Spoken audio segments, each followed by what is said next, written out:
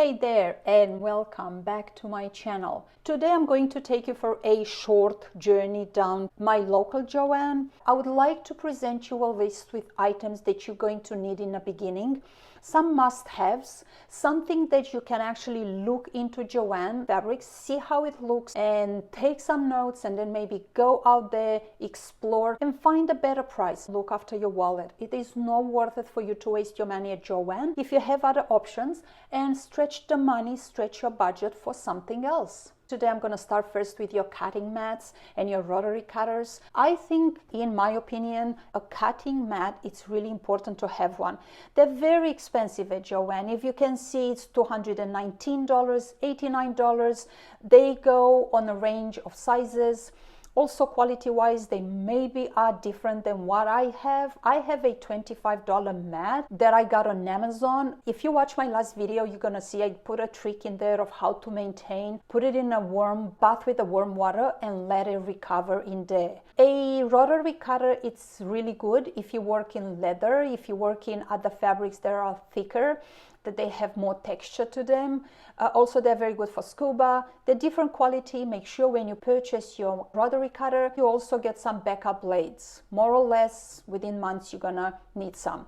Some other ones are a little bit fancier. They have a different grip, different handle with an ergonomic handle. I personally have a very simple one. Moving further, we have the scissors. I honestly think I have about 7, 8, maybe even more scissors. I have them all over my sewing studio. I've been collecting them for a very long time. A very, very good brand, very reputable in the industry is Fiskars. Fiskars has the typical titanium blade. They have all sorts of grades. They all sorts of uses. I always grab some household ones, but I mainly purchase fabric ones because I hate when my kids are coming into my sewing room and they randomly start cutting stuff with my sewing scissors, for my fabric scissors.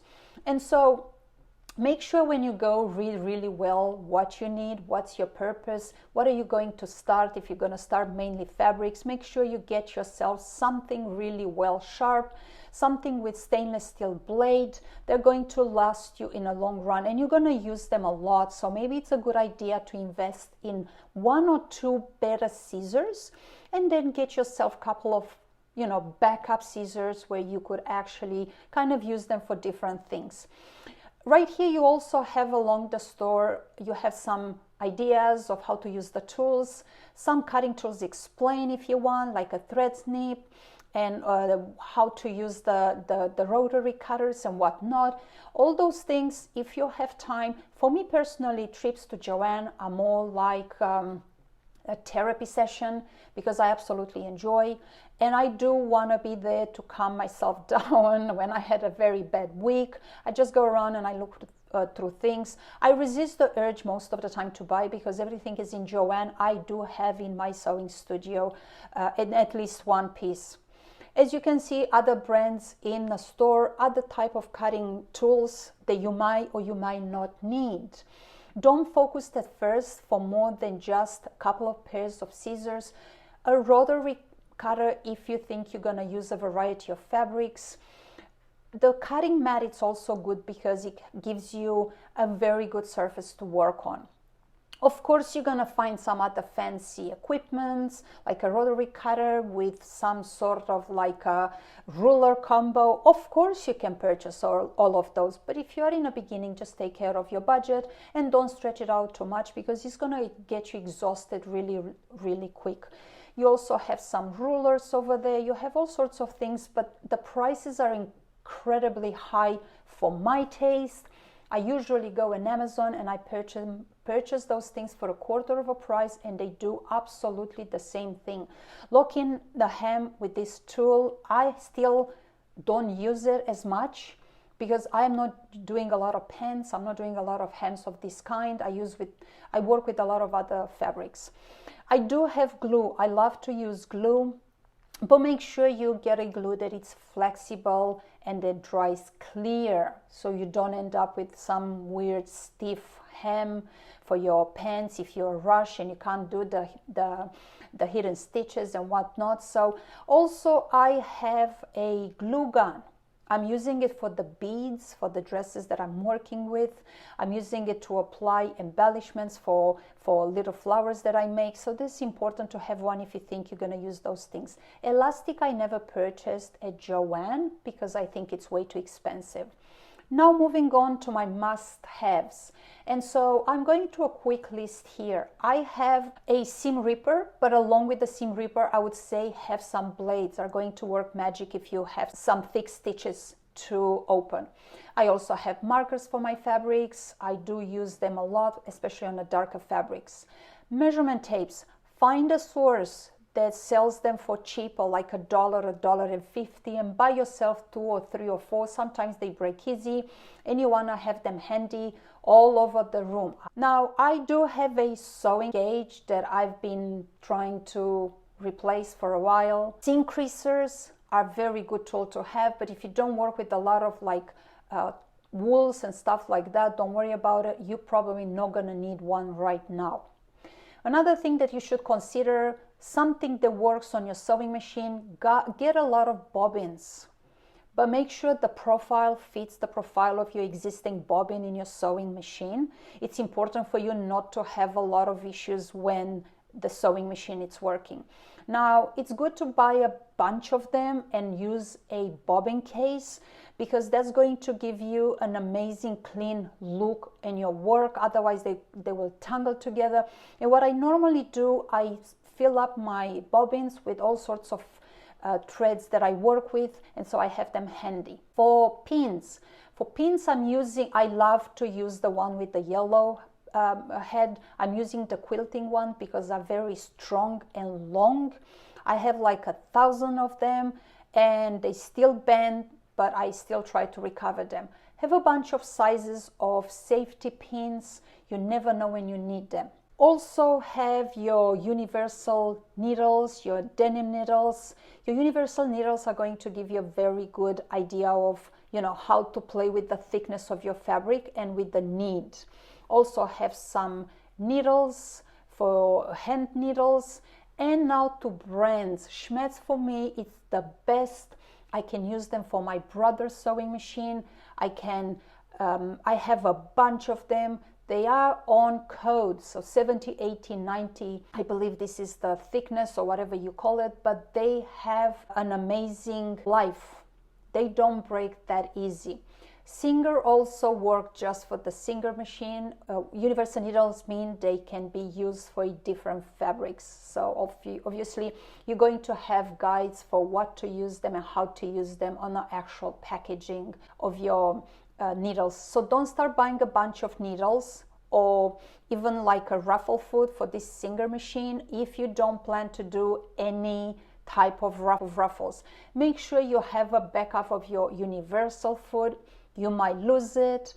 You don't want to, they're usually about $12 to $14. But definitely get yourself a backup of needles for your sewing machine with different thickness. So it kind of gives you an idea of where you are and you're not running out of. Bobbins are very important. Don't go wild. Try to go on Amazon.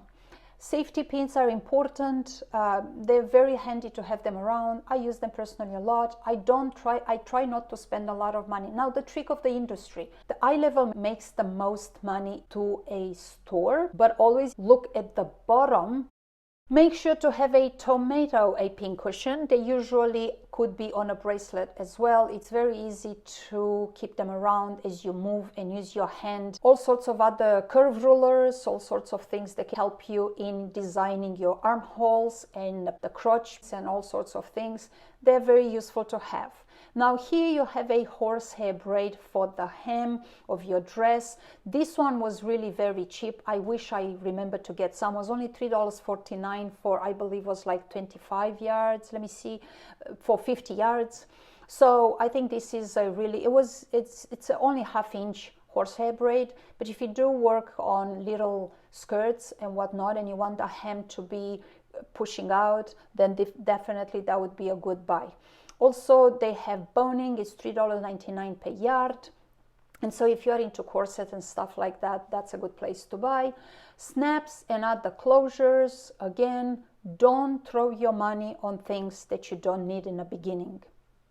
Now, ribbons. I personally work with ribbons a lot because I work on the little girl dresses. I work bridal as well. I work on flower girls. And so these are really very easy trick for me to embellish the dresses. You make a simple little satin first communion dress or organza dress, but you start adding all these ribbons and trims, and it makes the dress look so much prettier and give such an elegant look to it. So I personally use a lot. I do not purchase my ribbons from Joann because it's extremely expensive in my opinion. But if you're only one-time user, if you do want to see exactly how it works, for 9 feet, I believe you pay somewhere about $9.99, which to me is still very expensive. You can find some other stores, but they look really pretty. And if you work children's apparel or anything else along the line, I think these ribbons are so beautiful. Again, variety. If you do want to see how these things looks, just step in and then purchase them from somewhere else. This one though, I found something similar because I found a wreath that was very expensive, was on clearance. Some flowers were missing, was pretty empty, so I decided to fill it in with some of that ribbon. It looks pretty, and I attach a picture here for you to see. Now let's move on to buttons. Buttons are obviously apparel buttons, novelty buttons, all sorts of purpose. I do not purchase them from here because I still do not get my head around how would I pay $5 for 5 buttons. It's not worth it for you if you sew in a bigger scale. Even if you started in the beginning, the same quality with the same brands, you easily can find them somewhere else for a lot cheaper. So take a little bit of a look into the button section, learn a little bit of the sizing, the styles, the purposes, what they're made of, and what do you need to use them for, and then try to find a source somewhere else. Again, that's at the bottom, you're gonna find some value jars with the different sizes and different colors. I'd always have some of these around the house because you never know when you need them, and they come really handy, and they were really only about $4.99. In novelty section, you find something that you normally would find for just around the specific holidays. They are incredibly beautiful. They are a lot of fun for kids. Little girls love these things on their t-shirts or on their sweaters and whatnot, but to me, they're very expensive. To pay $5 or $7 for 3 buttons, I think it's a little bit exaggerated. And so, yeah, I'm not purchased that much. I do like to look at them, but I always go for the value pack, more of a bulk kind of situation where I can make the most out of the actual money I pay. I'm a very frugal buyer. I always do my research, and I always make sure I get the best value for the money I spend. So that's why I said in the beginning, Joann was my source for absolutely everything, but I quickly learned that there's so many other sources out there, and it's not worth for me to spend my money where I can get things somewhere else. In my previous video, I also mentioned to you, I used to do a lot of my sourcing in New York. Some incredible sources for trims, notions, tools, fabrics, and those things would last me for a very long time. Now let's jump into trims. Trims are really, really nice to add on simple garments. If you make something even formal wear, if you make a black jersey formal dress, even a bridesmaid's dress or anything along this line, and if you add either a belt or around around the neckline, or just little details on a hem, that dress would be elevated so much higher. However, $19 for a yard, for me, it's way, way, way too expensive. I would never pay that much. This one I like it a lot because it's stretchy, so it's easy to put around the waist, around sleeves or neckline, because would not give issues. And obviously all these are designed for people who sew, but not on a larger scale. Like this one, for example, on a little girl dress on a hem, imagine, or a neckline, imagine how much would elevate that dress and how happy that little girl would be. This was not that bad. This was only $7.99. This was $8.99. Again, had a bit of sparkle and shimmer through it. Very pretty. I did like it. Again, like to touch them, like to look at them. I love to get my inspiration from Joann, but then I move on and I go somewhere else. If you are in bridal, this is really nice for a bridal hem or as a bridal detail. This is a very nice applique with beads, but was $19.99. So obviously, if you have a ball gown hem, pay $19.99 per yard, you would spend a huge amount of money. Now, I love the red tags at Joann because you can actually find something. This one, for example, was $147. I think original price was like some $4.99. Imagine this one on a little t-shirt on a little girl, or even a hat as an add-on. Imagine the things that you can do with this just to elevate a just simple plain white t-shirt. This one was $4.47, a little bit more expensive, maybe because the sequence, I don't know, but still very expensive even as a clearance. I did like this one as well. Was about $16.99. I would never purchase that much, because if I make 10 dresses of this to sell and I add this around the sleeve or neckline, this will cost me a lot of money, and most likely I'm never going to make my money back. Now, pressing and steaming.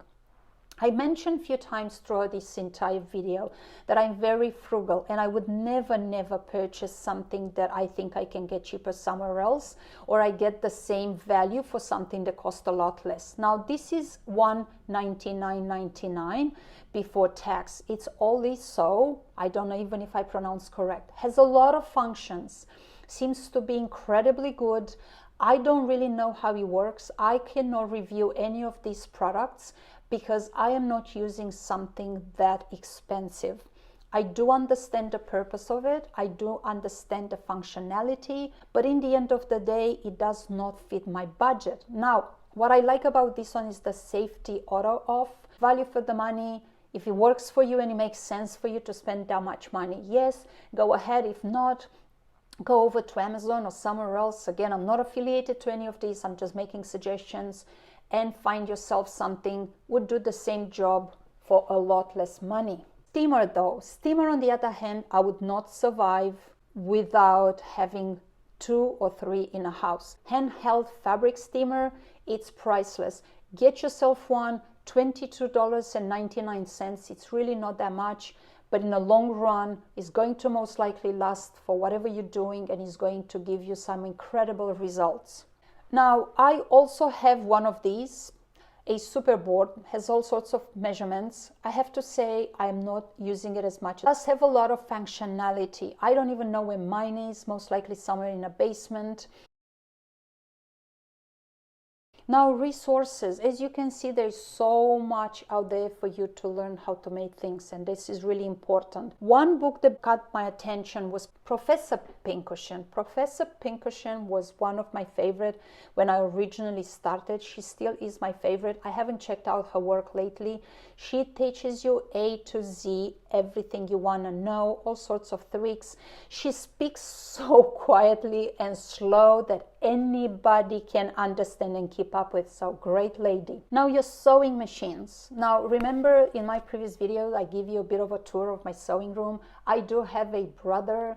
I don't have this particular one, but I love the product. Singer, it's another one that is very popular in America. They are very sturdy.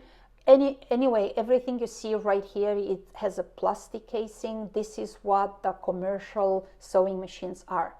Now, always look for the motor. It has to have a strong motor, has to have function built in, have to have more than 6, 7 stitches for you to use. Some of them are coming with the extra add-ons, accessories and stuff like that. Look for those things, because I think they come in handy because they save you money in the long run. Make sure you look for the sewing machine that has a good strong motor that gives exactly what you want for the type of fabrics you sew. Somewhere about 200, maybe even less than that, is going to give you something that you're going to get by. Remember, I told you in my previous video, I am still using my sewing machine that I purchased back in 2014, and I have used that sewing machine for almost 9 years. I have never serviced. I've only changed the bobbin case a couple of times. It's such a good sewing machine, and I think I paid under $200. So look for something that serves your purpose. Read before, look for reviews, and understand the functions of the sewing machines in order for you to spend your hard-earned money. Now, sergers. I think you would need a serger as soon as you're starting to get more professional, just because it's going to be such a fast way to close your seams. I love mine. Again, it's a brother sewing serger. I spent probably under $200, but it's valuable because it's kind of helping you speed your work. And so this is my tip for your sewing machine. Everything you see in here on this screen right now, it's a commercial sewing machine. The industrial sewing machines, you're not going to find them in Joann. I don't think they actually have any. They're usually over $1,000. Let's talk a little bit about the dress forms. I personally use the dress forms because I am doing a lot of draping. The blue one that you see on the right side of the screen, it's an actual adjustable. It's not fully pinnable. I hate to work with this type. It's so ridiculously dumb to work with it. I cannot even describe it to you. Purchased one and I returned it straight away. If you want to learn sewing, get yourself a size 6, 8. Learn how to make pattern and then scale your pattern to whatever size. Whoever invented the adjustable dress form, I'm sure had incredible good intentions, but it's not really working really well. What you need a dress form that is fully pinnable, that you can work on, and it's so much easier. Joann also has a section with patterns. I do not purchase. I have a couple of patterns at home myself. When I originally started sewing, I just wanna experience. I was going to the thrift store. I was purchasing random items that would be interesting as construction for me. I would use my seam ripper.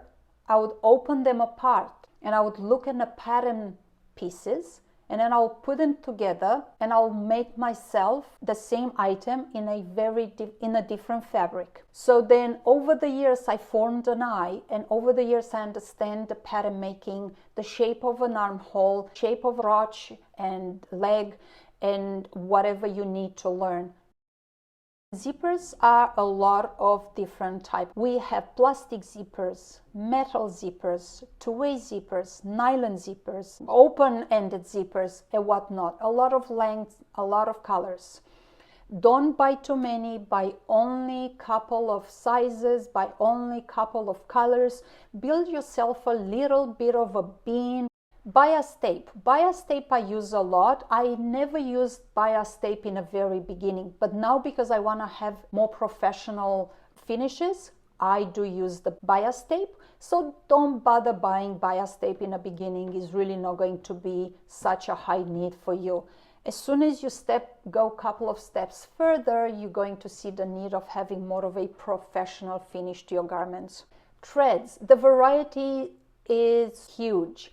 Don't start with a lot of colors. Don't start with a lot. Just get enough to get you by. Have white and black and some neutral. That's going to help you get by for now. Start with something really basic and build up as you go, as soon as you figure out where you want to go with your sewing ideas. This was my video for today. Thank you very much for watching. As you can see, I'm very passionate about sewing. It took me years to get to where I am. I'm absolutely proud of what I'm doing right now. I've been going through in and out sewing industry, and I realized that this is my dream. This is my passion. This is what I want to do, and this is what makes me happy. Feel free to ask me any questions. Feel free to join me here anytime you're looking for inspiration. I'm going to take you through all sorts of other fabric shopping trips. I'm going to take you through all my draping process and how I'm making my patterns. I'm going to take you along my journey with everything I do. I wish you all the best. Come back here if you need more inspiration, and feel free to ask me questions. Down below in the comment section, I will answer any questions you have as best as I know and best to my ability. Thank you, ladies. Have a wonderful afternoon. See you here for my next video.